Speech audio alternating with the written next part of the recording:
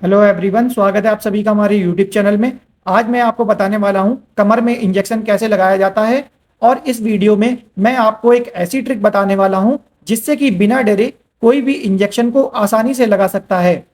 आपने सुना होगा कि गलत इंजेक्शन लगाने की वजह से हमें वन साइड पैरालिसिस हो जाता है। तो आपसे ये प्रॉब्लम नहीं होगा अगर आप ये पूरा वीडियो देखोगे, तो आपको अच्छे से समझ आ जाएगा। और अगर अगर आपसे इंजेक्शन गलत इंसर्ट हुआ भी होगा तो भी आप सही कर पाओगे।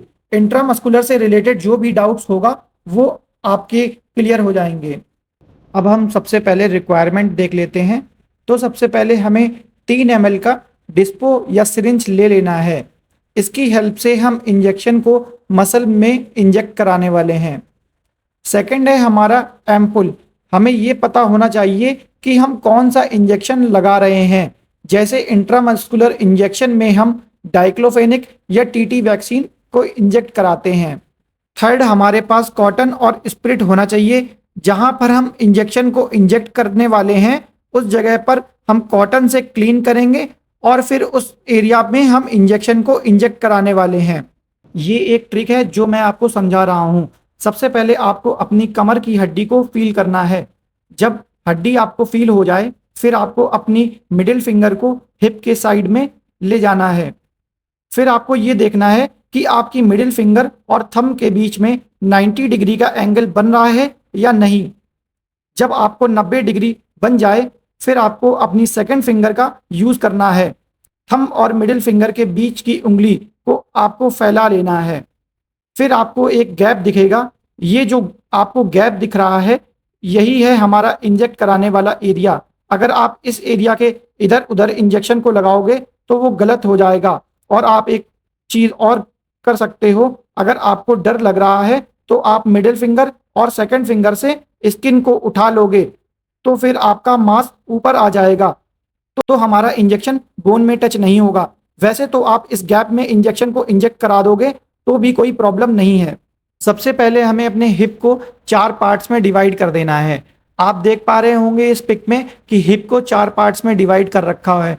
आपको ये दिख रहा होगा कि राइट साइड में ऊपर के साइड वाले पार्ट में हम इंजेक्शन को इंजेक्ट करा रहे हैं। बाकी जो 3 पार्ट्स हैं उनमें इंजेक्ट अगर हम कराएंगे तो हमारी निडल में ब्लड आ जाएगा।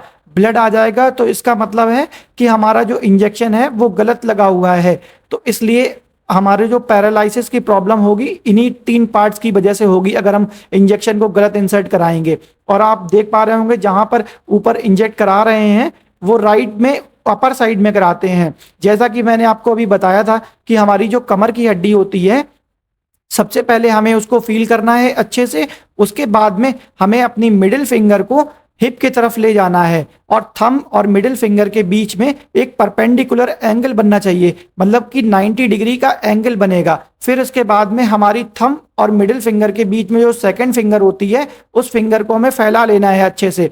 फिर आपको मिडिल फिंगर और हमारी सेकंड फिंगर में जो गैप दिखेगा वो गैप ही हमारा होगा इंजेक्टेबल एरिया, जहां पर हम इंजेक्शन को इंजेक्ट कराएंगे। तो ये चीजें आप ध्यान रखिएगा। जो हमारा इंजेक्टेबल एरिया होता है इस एरिया को हम उठा भी सकते हैं। अगर हम इसको उठा लेंगे, अगर आपको डर लग रहा है कोई पतला इंसान है कि क्या पता उसकी हड्डी में मतलब इंजेक्शन को टच हो जाए, तो ऐसा नहीं है। वो आप ऐसा भी कर सकते हैं कि आप उसको उस एरिया को उठा लेंगे और आराम से इंजेक्शन को वहां पर लगा देंगे, जिससे कि आपका डर खत्म हो जाएगा और आपकी बोन में भी टच नहीं करेगा। और अगर किसी का भरा हुआ शरीर है, हिप मतलब अच्छे से उठे हुए हैं, फिर तो कोई प्रॉब्लम ही नहीं है। आप आराम से उस जगह गैप में इंजेक्शन को इंजेक्ट करा सकते हैं। आई थिंक आपको सारी बात समझ में आ गई होगी। अब मैं आपको इंट्रामस्कुलर इंजेक्शन लगा के दिखाता हूं। तो आप ये देख पा रहे होंगे कि मेरे पास एक डाइक्लोफेनिक इंजेक्शन है जो कि एक दर्द का इंजेक्शन है, और मेरे पास एक 3 ml का एम्पुल है। तो हमें जहां पर ये इंजेक्शन को इंजेक्ट कराना है तो वहां पर हमें सबसे पहले क्लीन कर लेना है कॉटन की हेल्प से।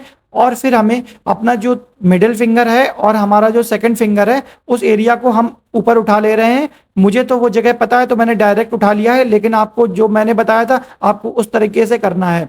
अब आप देख पा रहे होंगे कि जब मैंने अपने इंजेक्शन को इंजेक्ट कराया है 90 डिग्री पर, अब इसमें किसी भी तरह का कोई भी ब्लड नहीं आया है। अगर इसमें ब्लड आता तो ये गलत होता। अगर इसमें ब्लड नहीं आया है तो इसका मतलब है हमारा इंजेक्शन बिल्कुल सही है। और धीमे से हमें इसको इंसर्ट करा देना है। जैसे ही हमारा इंजेक्शन पूरा इंसर्ट हो जाता है उसके बाद में हमें कॉटन की हेल्प से उस जगह पर लगा देना है जिससे कि ब्लड बाहर की ओर ना आए।